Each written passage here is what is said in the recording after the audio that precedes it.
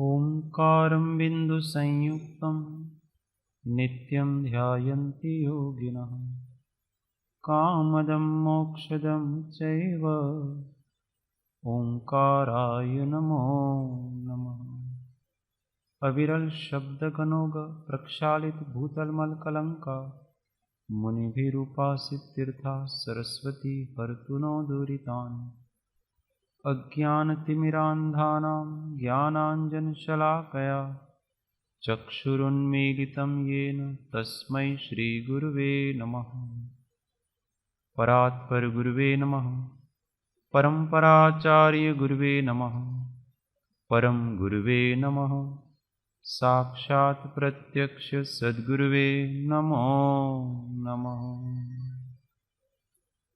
सर्वकलुषविध्वंसकं श्रेयसां परिवर्धकं भव्यजीव मनः प्रतिबोधकारकं धर्मसंबंधकं पुण्यप्रकाशकं पापविनाशकम् इदं शास्त्रं श्री तत्त्वार्थसूत्रनामधेयम् अस्य मूलग्रन्थकर्तारः श्री सर्वज्ञदेवा तदुत्तरग्रन्थकर्तारः श्री गणधरदेवा प्रतिगणधरदेवास्तेषां वचनानुसारमासाद्य श्रीमद्भगवत् उमास्वामी विरचितमिदं शास्त्रं श्रोतारः सावधानतया शृण्वन्तु।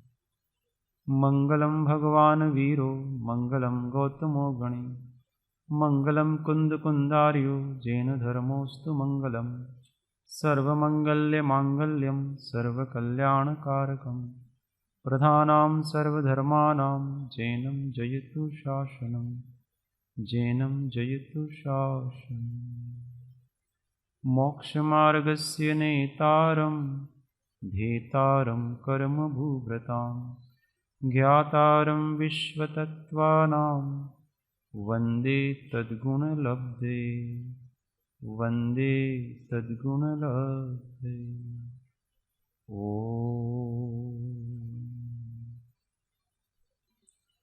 अनन्त अनन्त भाव भेदथी भरेली अनंत नाय निक्षेपे व्याख्यानी सकल जगत हित कारिणी हारिणी तारिणी भवाब्धि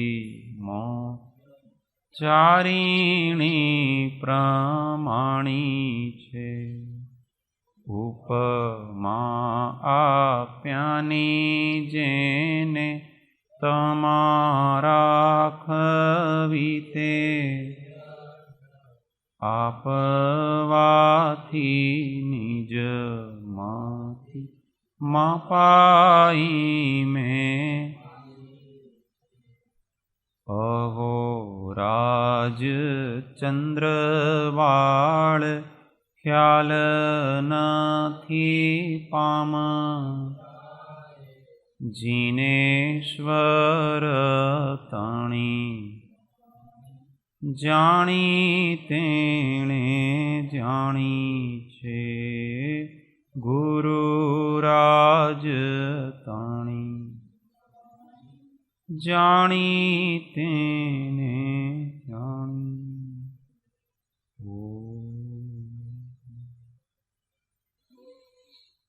जय सद्गुरु।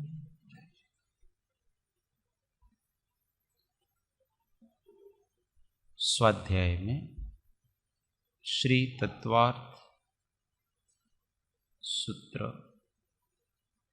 की टीका श्री तत्वार्थ प्रबोधिनी प्रस्तावना प्ररूपणा के मूल कारण अज्ञान और राग द्वेष रूप पक्षपात, इन दोनों दोषों का सर्वथा अभाव है। अनेकांतमय स्यादवाद, अहिंसा और वीतरागता, ये तीन लक्षण सत्यार्थ आगम की पहचान है। अर्थात जिसमें अनेकांत दृष्टि से स्यादवाद शैली में वस्तु स्वरूप का निरूपण किया गया हो, जिसमें समष्टि के सर्व जीवों के हितों की रक्षा का बोध निरूपित हो तथा जिसमें जीव को दुखमय रागादि विकारों से मुक्त करके वीतराग होने का एकांतिक उपदेश हो, उसे सत्यार्थ आगम जानना चाहिए। अभी अपने कल बात हुई थी कि जीव दुखी है, इसके मूल 3 कारण हैं। कौन कौन से? मिथ्या ज्ञान, मिथ्या दर्शन और मिथ्याचार। अब उनको दूर करने के, उन तीनों कारणों को दूर करने के 3 उपाय हैं। तत्वार्थ ज्ञान, तत्वार्थ श्रद्धान और तत्वाचरण। मतलब सम्यक ज्ञान, सम्यक चारित्र और सम्यक दर्शन। तो अब सबसे पहले अपने को ज्ञान ठीक करना है, अपनी समझ ठीक करनी है, वस्तु को समझना है। वस्तु को कैसे समझेंगे? अपने आप वस्तु को समझ नहीं सकते हैं। क्यों नहीं समझ सकते हैं? क्योंकि अनादि काल के विपर्यास से, अज्ञान के कारण से हमारी बुद्धि है वो विपरीत होगी, काल्पनिक वस्तु को ग्रहण करती। इसलिए सत्य वस्तु को ग्रहण करने के लिए श्री सर्वज्ञ वीतराग देव ने आगम में जिस प्रकार से सत्य का निरूपण किया है, उस प्रकार से अपने को समझ करके अपने ज्ञान में बिठाने। इसलिए ज्ञान का मूल, तत्वार्थ ज्ञान का मूल सत्यार्थ आगम है। सभी मत पंथ संप्रदाय वाले लोग अपने ग्रंथों को आगम ही कहते हैं। कहते कि नहीं कहते? और वो सत्य है ऐसा ही कहते हैं। और अपने दर्शन के जो प्रवर्तक हैं उसको वो भगवान ही कहते हैं। तो ये हमारे भगवान के द्वारा कहा गया, ऐसा ही सब कहते हैं। अब हमको किसकी बात सही मानना, कौन से शास्त्र को सत्शास्त्र मानना और कौन से शास्त्र को असत शास्त्र मानना, ये निर्णय तो हमको करना पड़ेगा। और ये केवल श्रद्धा से तो हो नहीं। श्रद्धा से तो हम जिस मत पंथ संप्रदाय में पैदा वही सही लगेगा हमको, क्योंकि श्रद्धा उसी रूप बनी हुई है हमारी।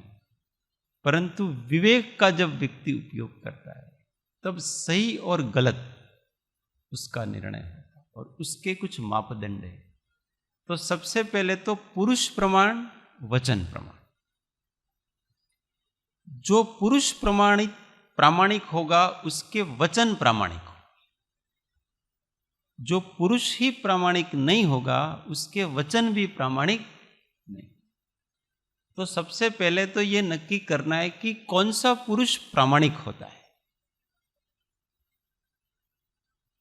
कि जिसके ऊपर हम पूरी तरह से विश्वास कर सकें, उसके वचन पर पूरी तरह से विश्वास कर सकें। ऐसा प्रामाणिक पुरुष कौन हो सकता है, उसके क्या लक्षण हो सकते हैं, उसकी पहचान हम कैसे करें? तो उसके 2 लक्षण हैं, सर्वज्ञता और वीतराग। जो वीतराग है और सर्वज्ञ है वो प्रामाणिक है, और उसके द्वारा जो वस्तु के स्वरूप का निरूपण किया जाएगा वो परम प्रामाणिक होगा।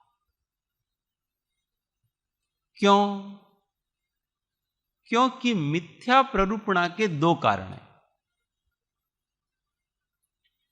कोई व्यक्ति मिथ्या प्ररूपणा करता है, गलत बताता है, तो उसके 2 कारण हैं। एक तत्संबंधी अज्ञान अथवा पक्षपात।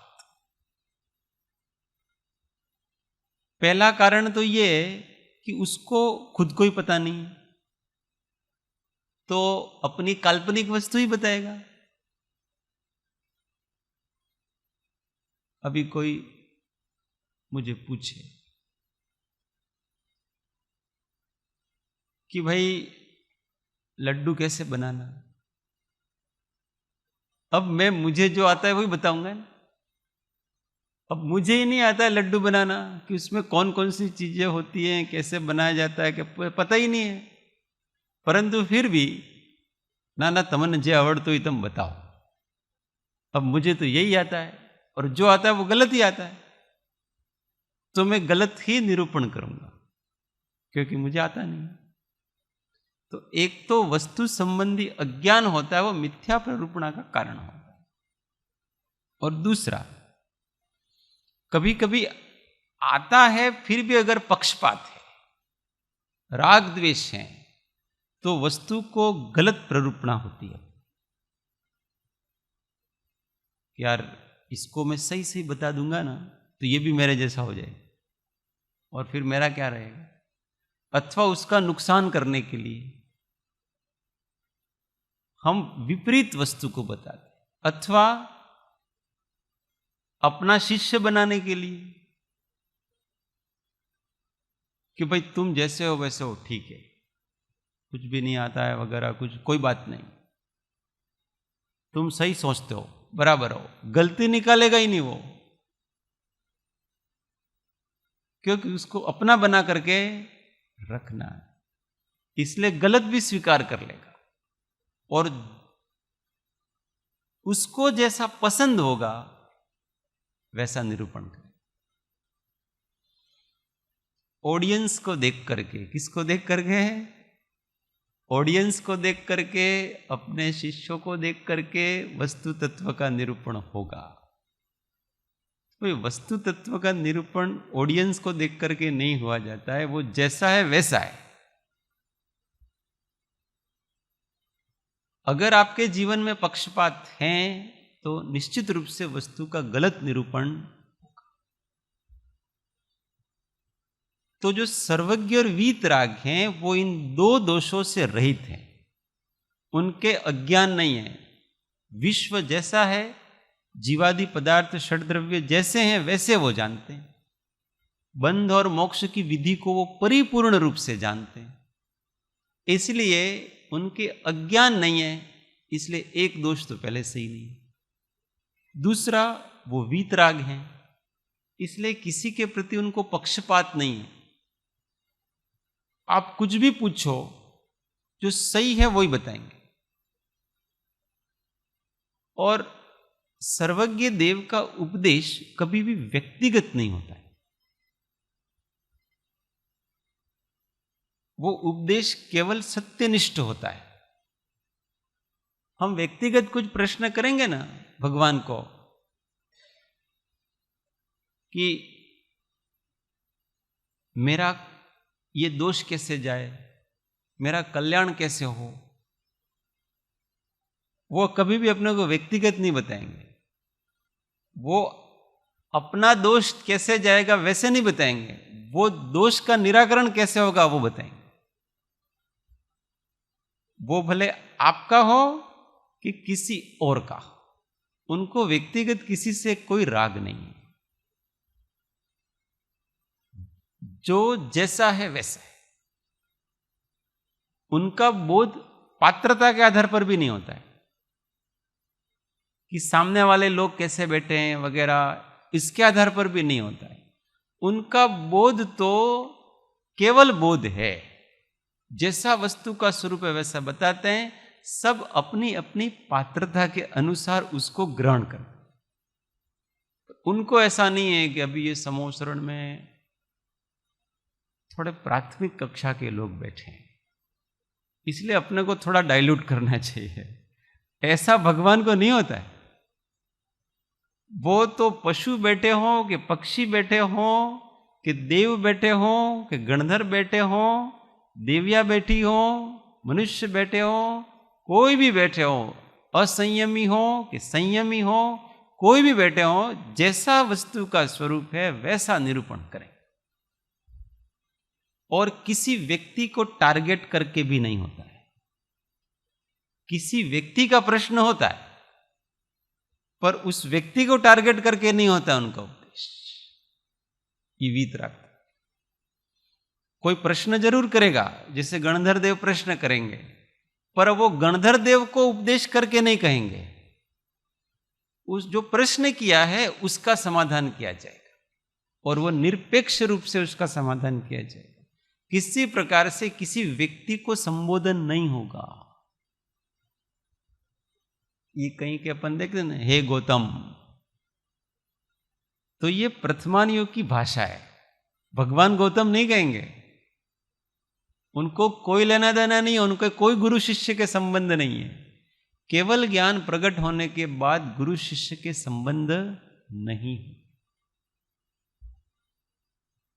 प्रथमान योग में रोचक बनाने के लिए कि भगवान और उनका संवाद वगैरह, इसलिए वो इस प्रकार की भाषा का उपयोग आचार्य महाराज करते हैं। वस्तुतः ऐसा कुछ दिव्य ध्वनि में होता नहीं वहां।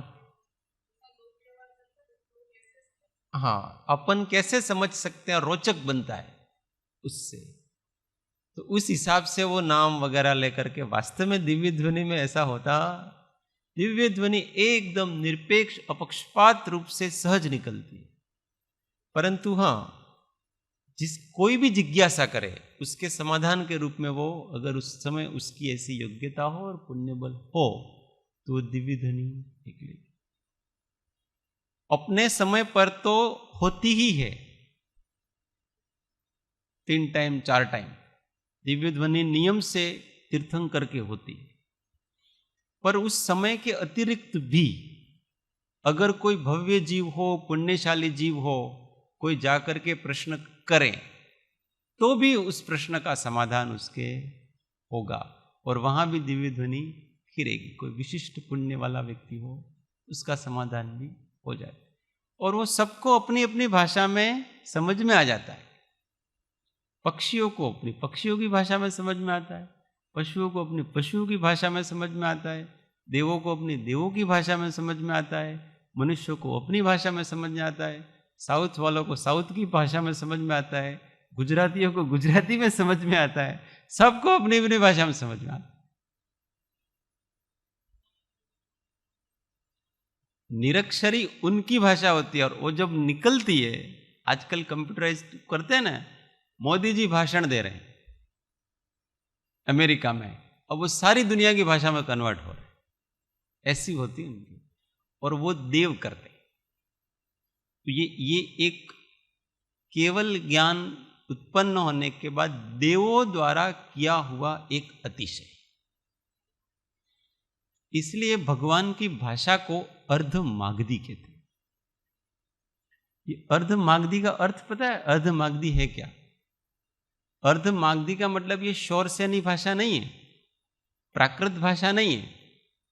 अर्धमागधी का मतलब होता है मागध जाति के देव, उनकी दिव्य ध्वनि को दुनिया में जितनी भाषाएं और उपभाषाएं चलती है, मुख्य 18 भाषाएं हैं और 700 उपभाषाएं आगम के हिसाब से, उन सब में वो मागध जाति के देव उसको कन्वर्ट करते हैं, उस दिव्य ध्वनि को, जैसे आजकल अपना कंप्यूटर कन्वर्ट करता है। इसलिए उस भाषा में, उस दिव्य ध्वनि में आधा भाग हिस्सा उन मागध जाति के देवों का होता है, इसलिए उसको अर्धमागधी कहते हैं। उसका मगध से कोई संबंध नहीं है, शेर सोनी से कोई संबंध नहीं है। उन देवों के अतिशय के कारण से उसका इस प्रकार से अर्धमागधी, उसमें हिस्सा उनका आधा है, भगवान की वाणी है और उसको वो कन्वर्ट कर रहे हैं, इसलिए मागध जाति के देवों के द्वारा, इसलिए उनको श्रेय देने के लिए इस प्रकार से उसका नाम है। बाकी उनकी दिव्य ध्वनि है वो निरक्षरी है, निरक्षरी भी कहते हैं उसको, ओमकार भी कहते हैं, और वो सभी भाषाओं में कन्वर्ट होती है, ऑटोमेटिक समझ में आ जाती है।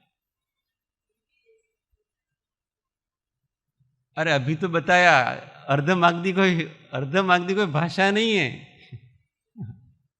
ऐसा नहीं है। हम हिंदी बोलते हैं इसलिए हमको हिंदी लगे। आप जो भाषा बोलोगे ना, कन्नड़ वाला वो उनकी भाषा में समझेगा, वो किसी के जैसी नहीं है, वो भाषा किसी के जैसी नहीं है, वो कोई भाषा नहीं है अपने आप में। वो तो केवल एक अक्षर हैं। अक्षर का मतलब ज्ञान है, वो शब्द हैं, भाषा वर्गणा है। वो वर्गणा की विशेषता ऐसी है कि जो जैसा समझना चाहता वैसे कन्वर्ट हो जाती उस ध्वनि, भाषा, शब्द एक ही बात है। तो मैंने कहा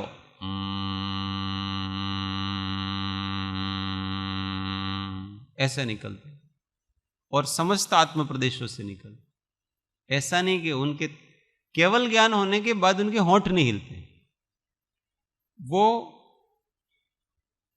कितने सालों तक रहता है भगवान का शरीर, तो अगर उनको 8 साल की उम्र में केवल ज्ञान हो गया और उनका आयुष्य 1 करोड़ पूर्व वर्ष का हो, 1 कोटि पूर्व वर्ष का आयुष्य होता है, विदेह क्षेत्र में उत्कृष्ट आयुष्य होता है, तो वो 8 वर्ष कम 1 करोड़ वर्ष पूर्व तक उनके होंठ नहीं हिलेंगे, उनकी आंखें नहीं हिलेंगी, उनका शरीर तो एकदम प्रतिमावत ही होता है। बस उनके आत्म प्रदेशों से वो भाषा वर्गणा के पुद्गल निकलते हैं। विहार करते हैं, उस समय विहार भी ऐसे ही होते हैं। बस उनके यहाँ से यहाँ का शरीर है, वही उठता और बैठता है, वो भी एक अलग वस्तु। उनका कुछ नहीं, वो एक प्रकार से खिलौने जैसे हैं। बस खिलौने को चाबी भरते हैं, ऑटोमेटिक होता है ना, ऐसे भगवान का। उनको कोई पक्षपात नहीं है, किसी व्यक्ति को टारगेट करके कुछ नहीं हो रहा है, अपक्षपात रूप से निकलती है, इसीलिए वो वीतराग वाणी कहलाती। तो ये कोई लिपि लिपि नहीं है, ऐसा कुछ नहीं है। ये बताया ना, वो मागध जाति के देवों के अतिशय से प्रवर्तित होती है। ये देवकृत 14 अतिशय हैं, उसमें अलग अलग प्रकार के हैं। कोई सुभिक्ष कर रहा है, न कोई अच्छी पवन चलाता है, न कोई क्या कर रहा है, ऐसे देवों का अलग अलग प्रकार के 34 अतिशय है, उसको पढ़ लें। सब देवों के द्वारा, हाँ, मतलब वो इस प्रकार किससे उस भाषा वर्गणा के पुद्गलों को परिणमाते हैं अपनी विक्रिया के बल से, कि जो सबको समझ में आ सके। देवों की भाषा प्राकृत नहीं है, वो उसको ऐसा कर देंगे कि वो सबको अपने अपने रूप में, जैसे कंप्यूटर ऐसा कर देता है।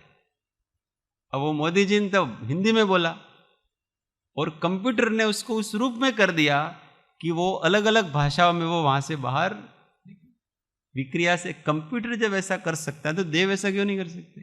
देव सुपर कंप्यूटर से भी सुपर शक्ति वाले होते हैं, वो सब कुछ कर सकते। आपके इस औदारिक शरीर को भी वो उस रूप में परिणमित कराएंगे कि आप जो चाहो वैसा कर सकते हैं। इस औदारिक शरीर को भी, इस माइक को भी वो जैसा चाहे वैसे पुद्गल रूप परिणत कर सकते हैं। ये चाहे तो अभी पानी बना दें, वो चाहे तो उसको अग्नि बना दें, वो जो चाहे वो कर सकते हैं। उसको विक्रिया, ये सब बनाए हुई अपनी हैं, ये सब मनुष्यकृत है। ये जितनी भाषाएं हैं ना, वो किस कृत हैं? मनुष्यकृत हैं। और जब आदिनाथ भगवान जब छद्मस्त अवस्था में थे, उस समय उनका विकास किया गया। केवली बनकर के कोई उनका विकास किया गया? ये सब भाषाएं अनादिकाल से चल रही है। कोई भी भाषा की नवीन उत्पत्ति नहीं हुई है, वो कभी किसी काल में लुप्त हो जाती है। कोई व्यक्ति फिर उसको वापस, तो आदिनाथ भगवान ने उसको वापस उसको पुनर्जीवन दिया है, पर वो छद्मस्त अवस्था में, उस समय वो भगवान नहीं थे। आपने बताया अर्ध मागधी, तो अर्ध का अर्थ आपने बताया कि कुछ आधा देवों का है और आधा वितराग देव का है, तो देवों का क्यों रखा? वो वितराग सर्वज्ञ है तो उसमें ऐसा नहीं है। आपको किसी कमरे का नाम लिखवाना है तो आपके वहीं लिखा वीणाबेन महेंद्र भाई की तरफ से कुटीर संस्था को समर्पित। आप दोनों का नाम आया कि नहीं आया? अच्छा ऐसे। तो उनको श्रेय देने की, बहुत अधिक इसमें नहीं जाना, अपने को मूल कारण में जाना। अपने यहां विषय ये चल रहा है कि पक्षपात नहीं है उनकी वाणी में किंचित भी। व्यक्तिगत कोई टारगेट करके कोई अगर व्यक्तिगत टारगेट करके बोलोगे तो आपके अंदर पक्षपात आ जाएगा। भाई आपका कैसे कल्याण होगा वैसे बोला जाएगा, परंतु भगवान की वाणी को आपके कल्याण से कोई लेना देना नहीं, उनके तो सत्य से लेना देना है। और अगर वो व्यक्तिगत ऐसे करने लग जाए तो वो पक्षपाती हो जाएंगे। भगवान के अंदर राग का अंश मात्र भी नहीं, इसलिए उनका किसी से कोई व्यक्तिगत संबंध नहीं, किसी से कोई व्यक्तिगत संबोधन नहीं है। जब से केवल ज्ञान होता है तब से इस सृष्टि की, इस पृथ्वी की, इस 3 लोकों की किसी भी वस्तु से उनका कोई स्पर्श नहीं। उनके लिए देव सिंहासन बनाते हैं, परंतु वो भी सिंहासन पे बैठते नहीं हैं, वो भी उनसे ऊपर 4 अंगुल आकाश में ही रहते, छुएंगे नहीं उनको। उनके ऊपर देव फूल बरसाते हैं, ये करते हैं, वो करते हैं, चवर, उनको वो स्पर्श नहीं करेंगे। उनके शरीर को इस जगत की एक भी वस्तु स्पर्श नहीं करती, उनको कोई छू नहीं सकता है। अपन पगे लागी अभी भगवान ने, उनको कोई नहीं छू सकता है। वो जब विहार करते हैं उस समय धरती पे नहीं चलते हैं, वो भी आकाश में, अंतरिक्ष में ही उनका विहार होता है, धरती पे नहीं होता है। और वो देव जहां जहां वो आगे आगे जाते हैं तो वो कमल बिछाते रहते, वो उनका काम करते हैं, उनका तो हो रहा है। ये तो साधारण जो मुनि होते हैं ना, उनको भी रिद्धि होती है। कुंद आदि के बारे में कहते हैं कि वो जमीन से 4 अंगुल ऊपर चलते थे, ऐसी रिद्धियां होती है। तो भगवान के सभी रिद्धियां प्रकट हो गई। इस पृथ्वी की किसी वस्तु का स्पर्श उनको, तीर्थंकर का पुण्य एक अतिशय पुण्यवान, परम पुण्यवान व्यक्ति होता है, उनके बारे में सब कुछ विशेष है। हमारे जैसा कुछ भी नहीं है। उनका भी औदारिक शरीर था, परंतु जब केवल ज्ञान होने के बाद अब हमारे जैसा शरीर भी नहीं, अब वो परम औदारिक शरीर हो गया। सब कुछ विशेष है वहां पर। इसको ही तीर्थंकर प्रकृति का उदय कहते हैं। जबरदस्त सभी के। तो ऐसे परमात्मा, ऐसे प्रामाणिक पुरुष से जो निकली हुई है, वो ही वास्तव में सत्यार्थ वाणी है, वही वितराग वाणी है, सत्यार्थ ज्ञान है। अब दूसरा प्रश्न ऐसे उठता है कि हम कैसे मान लें कि आपके शास्त्रों में जो लिखा है वो सर्वज्ञ भगवान की वाणी? आप कहते हो, पर हम कैसे माने उसको? तो फिर उसके लक्षण बताए कि भाई आप मत मानो किसी को भी। हमारे महावीर सेन किसी से कोई मतलब नहीं है, ये तो तुम्हारे अपने संप्रदाय का है। हमारे कोई, हम भी कहते हैं वो तो हमारे सर्वज्ञ का है। तो फिर उसके लक्षण किए कि जिसमें ऐसा ऐसा लक्षण हो, वो कोई भी शास्त्र हो तो वो सर्वज्ञ प्रणीत है, ऐसा ही समझना। वो नाम किसी का भी हो, भले महावीर हो कि कोई भी नाम हो, उसमें हमको कोई लेना देना नहीं है, परंतु ये 3 लक्षण हो तो वो सर्वज्ञ देव का है, ऐसा समझना चाहिए। तो वो 3 लक्षण यहां पर। पहली बात तो स्याद्वाद, कोई भी वस्तु को एकांत पक्ष से वहां निरूपित नहीं किया जाएगा। अनेकांत को ध्यान में रख करके वस्तु का निरूपण होता है। स्याद्वाद शैली में वो लिखा गया है। कथनचित शब्द से उसकी प्ररूपणा होती है। जहां स्याद्वाद है वहां पर समझ लेना कि ये किसकी वाणी है, ये सर्वज्ञ और वीतराग देव की वाणी है और ये प्रामाणिक है। दूसरा, उसके उपदेश में एकांत से अहिंसा का ही प्रवर्तन, कहीं पर भी हिंसा को पोषण नहीं मिले, किसी को भी कष्ट हो इस प्रकार से उनकी वाणी में नहीं। एकांत से अहिंसा का उपदेश होगा। सर्व प्रकार से ऐसी एक जीवन शैली भी हो सकती है कि जहां किंचित भी हिंसा न हो और फिर भी जीव अपना जीवन चला सके। इसलिए उस सर्वोत्कृष्ट अहिंसा का ही निरूपण किया है। हमारे जीवन में हिंसा होती है, वो सापेक्ष है, उसको स्वीकार करते हैं और स्वीकार नहीं करते हैं, परंतु ये उपादेय नहीं है। थोड़ी सी भी हिंसा है वो उपादेय। हम कहेंगे हमको भोजन करना पड़ता है, हमको ये करना पड़ता है, उसमें हिंसा होती ही है। तुम होती है वो बात अलग है, परंतु ये उपादेय, ये करना है ऐसा नहीं। ऐसा भी एक जीवन शैली होती है जिसमें आपको कुछ नहीं करना है फिर भी आप हैं, और सिद्ध इसके उदाहरण है। हम जो भी करते हैं उसमें से सिद्ध कुछ नहीं करते, फिर भी उनका अस्तित्व है।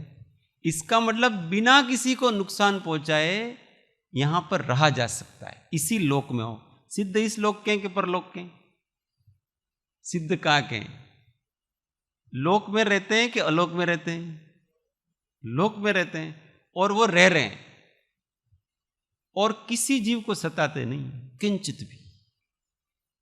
ऐसा रहा जा सकता है, ये निरूपण किया उन्होंने। और फिर और देखना तो अरिहंत, वो भी किसी जीव को किंचित भी नुकसान नहीं पहुंचा। आपके तो मुनि, वो भी बुद्धिपूर्वक किसी को नुकसान पहुंचाते नहीं है जहां तक हो सके। फिर वायु का एक आदि का जो भी होता है वो उसके चलने वगैरह से उसमें उनका कुछ चलता नहीं। और जैसे जैसे ऐसे नीचे नीचे आते जाएंगे अहिंसा आपकी कम होती जाएगी, और जैसे जैसे ऊपर जाते जाएंगे आप परिपूर्ण अहिंसा से जी सकते हैं। इसलिए उस उत्कृष्टता को ध्यान में रख करके ही निरूपण किया जाए कि हिंसा तो किंचित भी उचित नहीं है। अहिंसा એટલે અહીંયા સ્વદયા અને પરદયા બંને સમજવાનું। हाँ, सब अहिंसा। अहिंसा का मतलब यहाँ पर किसी को भी सताए बिना अपना जीवन चलाना,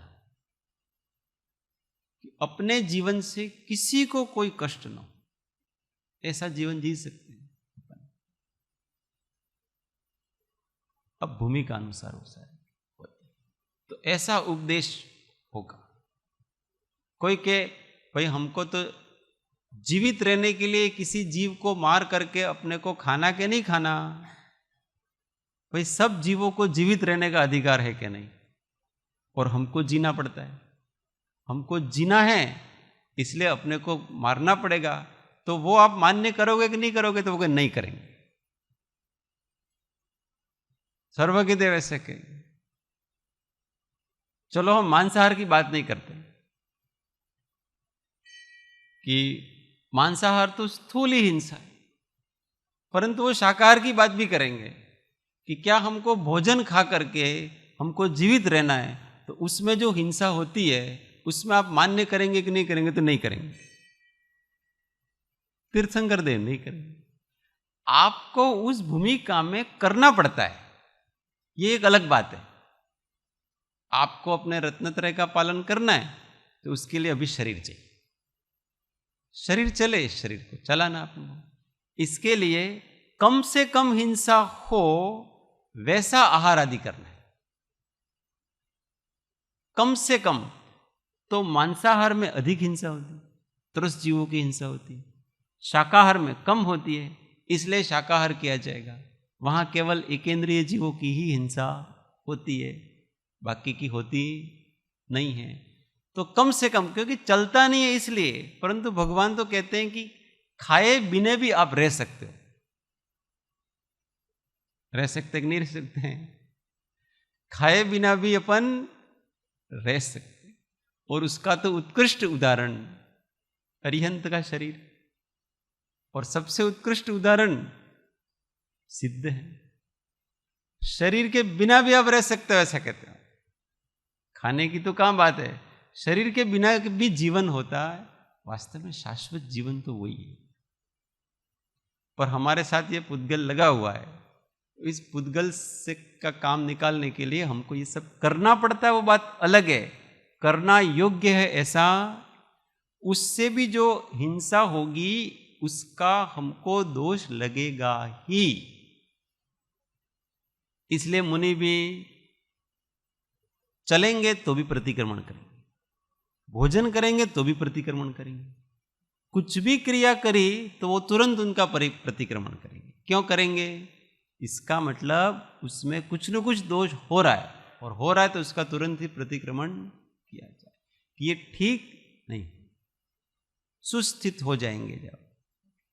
ये अहिंसा, ऐसा सूक्ष्म अहिंसा का निरूपण केवल इस वीतराग देह के द्वारा ही किया जाता है, अन्य जगह किया जाता नहीं है।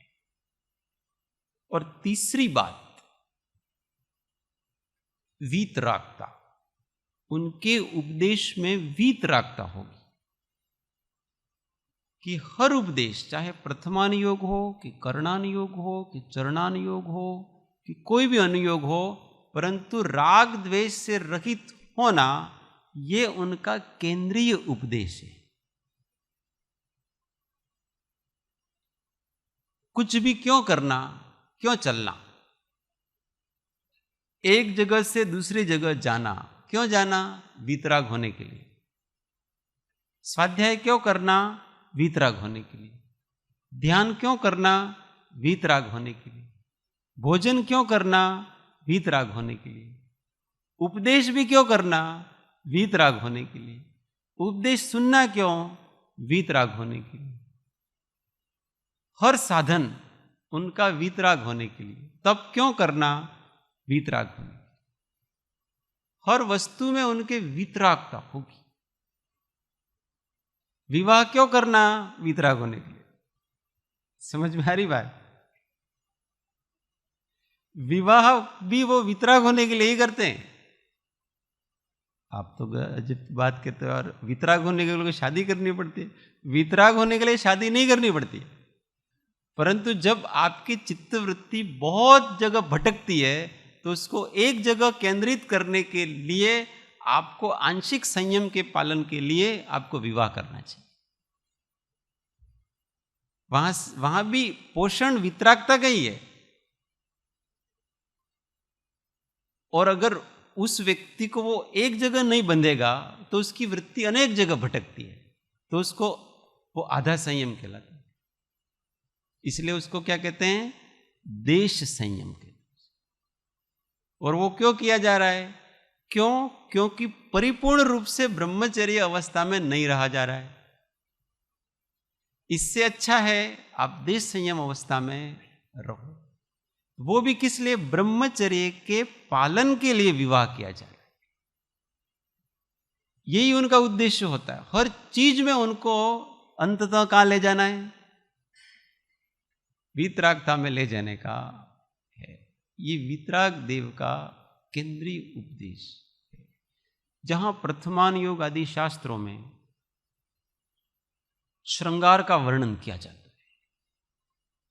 किसी राजकुमारी का आचार्य महाराज वर्णन करेगा जोरदार, उसका ऐसे नाक है, न ऐसे कान है, न ऐसे गाल है, न ऐसे ये है, न ऐसे वो है, बहुत सुंदर वर्णन करेंगे, जैसे कोई संसारी कवि भी वर्णन नहीं कर सकता है, वैसा वर्णन आचार्य देव करेंगे पंच महाव्रतधारी उसका।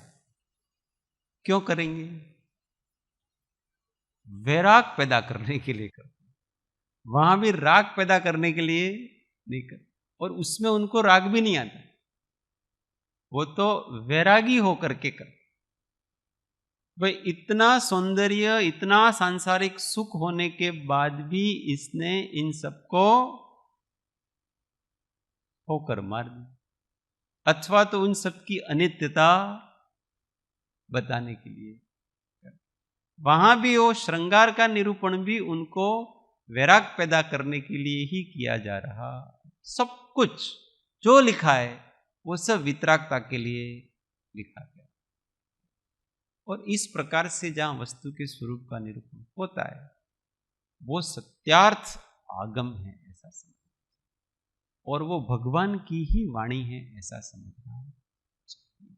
अब वो किसी उसके ऊपर नाम कोई भी लिखा हो, शास्त्र का नाम अथवा कर्ता का नाम, कुछ भी लिखा हो, इस्माइल खान, कोई बात नहीं, हमको कोई दिक्कत नहीं। उस लेखक का नाम इस्माइल खान हो तो मैं क्या लेना देना उससे, अंदर क्या लिखा है। हम क्या है कि हमको संप्रदाय से शास्त्र की गिनती करते हैं कि कया आमनायनो छे भाई। अब किसी भी, चाहे इस्लाम का हो, चाहे ईसाइयों का हो, चाहे जैनों का हो, चाहे बौद्धों का हो, चाहे हिंदुओं का हो, चाहे कुछ भी हो, परंतु उसमें अगर ये तीन बातें हैं तो वो वीतराग वाणी है ऐसा ही समझना। नाम से कोई लेना देना, इतनी विशालता अपने अंदर होनी। क्योंकि वास्तविकता क्या है कि जितना भी ज्ञान है वो सब द्वादशांगी रूप है, और जितने भी दर्शन है ना वर्तमान में प्ररूपित हुए वो सभी, वो षट दर्शन, वो सभी के सभी इस द्वादशांगी से ही गए हुए। तो जिसके पास कुछ भी ज्ञान है तो वो सब किसका ज्ञान है, इस वितराग देव द्वारा प्ररूपित द्वादशांग वाणी से ही गया हुआ है। परंतु उन्होंने एकांत से पकड़ रखा है, इसलिए वो प्रामाणिक नहीं। इसी को आप अनेकांत से समझोगे तो वो सत्य ही है, गलत नहीं। कुछ कृपाल देव ने एक जगह लिखा, उपदेश में उपदेश कि किसी दुकानदार को अपनी भेलसेल की वस्तु, दोषपूर्ण वस्तु बेचनी है तो उसमें से कुछ असली वस्तु मिलाता है, थोड़ी बहुत मात्रा, और उस असली वस्तु से फिर उसकी नकली वस्तु भी बिक जाती है। उसी प्रकार से उन्होंने इस श्रुत के बारे में ही कहा है कि जितने भी दर्शन वगैरह वह हैं उन्होंने थोड़ा थोड़ा इस वितराग देव का सत्य को भी रखते हैं वो, क्योंकि वो उन्हीं की वाणी है, और उस सत्य के साथ वो अपना असत्य मिला करके सबको बांट। अगर थोड़ा भी उनमें सत्य वगैरह ना हो तो कौन लेगा, इसलिए थोड़ी नैतिकता की बात थोड़ा तो करना ही पड़ता, थोड़ा व्रत त्याग तब ये बात तो सब करेंगे आपकी, और उसके साथ फिर अपनी जो भेलसेल काल्पनिक वस्तुएं वो भी मिलाते उसमें, तो उनका माल बिक जाता है। तो उसमें जो सत्य वस्तु है वो तो वितराग देव की ही है, वो किसी अन्य की नहीं है, इसलिए वो तो हमेशा ग्रहणीय ही है, उसका अनादर करना नहीं चाहिए, झूठ नहीं बोलना चाहिए।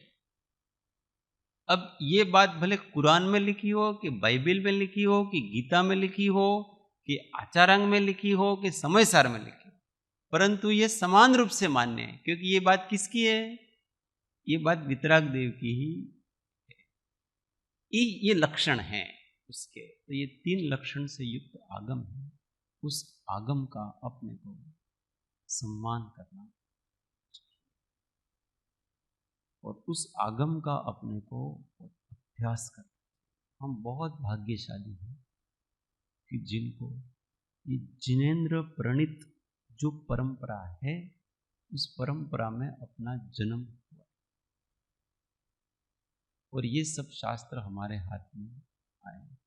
बाकी किसी और परंपरा में हम कहीं जन्म लेते वगैरह कुछ भी, तो हमको वही सत्य लगता है। तो हमको सत्य बाय बर्थ मिला है, बाय बर्थ मिला तो भी हम उसको बराबर, अगर हम सांप्रदायिक तरीके से उनके प्रति अपनापन रखेंगे तो फिर वापस वही गलती होगी जो दूसरे का। परीक्षा प्रधानी होकर के इसका अपने को गहन अध्ययन करना, इससे तत्वार्थ ज्ञान होता है और तत्वार्थ ज्ञान से ज्ञान में समीचीनता आती है और उससे फिर सम्यक दर्शन होगा और उससे फिर सम्यक चारित्र होगा। इसका कल और कोई भी प्रश्न चाहिए? प्रामाणिक का अर्थ सत्य, यथार्थ, यथार्थ। अब ये भी तो, अब यो पूछेंगे यथार्थ क्या है, वो पूछेंगे ऑथेंटिक क्या है, तो हमारे पढ़ाने की पद्धति गलत है। हम किसी एक शब्द के बारे में कोई पूछता है तो हम उसका पर्यायवाची शब्द बताते हैं। ये तो कोई पढ़ाने की पद्धति नहीं हुई। पढ़ाने की पद्धति प्रत्यक्ष होती। कैसे होती है प्रत्यक्ष? कि किसी ने पूछा कि ये फैन क्या है, तो हम कहे पंखा। अब ये तो कोई बात नहीं हुई, तो कोई उत्तर नहीं हुआ, फैन का मतलब पंखा हुआ।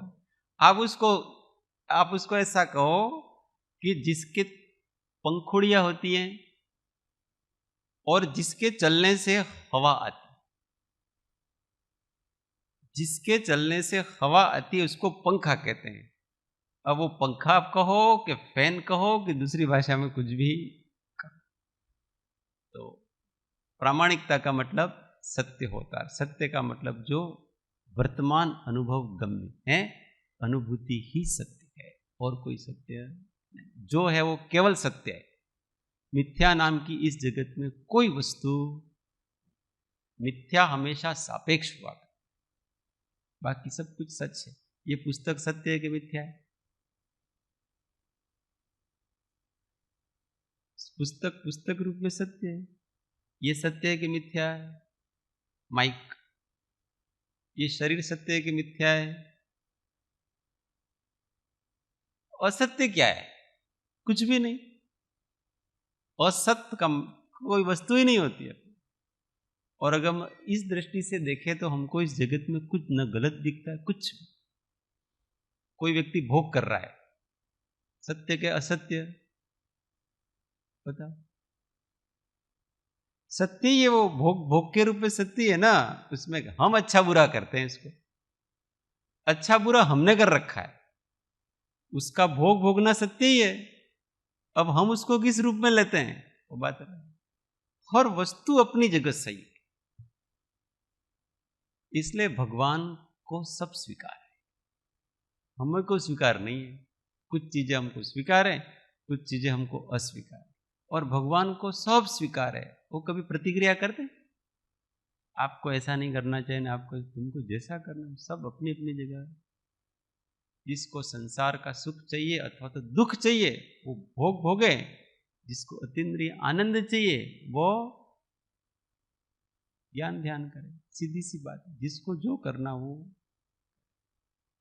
ऐसे वितराग देव को हम समझेंगे और इस वितराग वाणी को समझेंगे तो हमारा कल्याण होगा और हम समता रूप परमात्मा तत्व में स्थित हो जाए, सुस्थित हो जाए।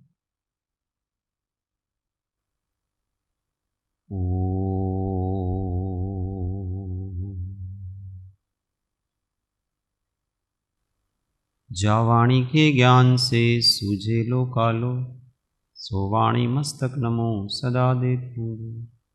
ये जिन वाणी भारती तो ही जपो दिन रे, जो तेरा शरणा लहे सो पावे सुख चैन। देव भजो अरिहंत को गुरु सेवो निर्ग्रह, दया धर्म पालो सदा यही मोक्ष पापन। नमस्कार। आत्म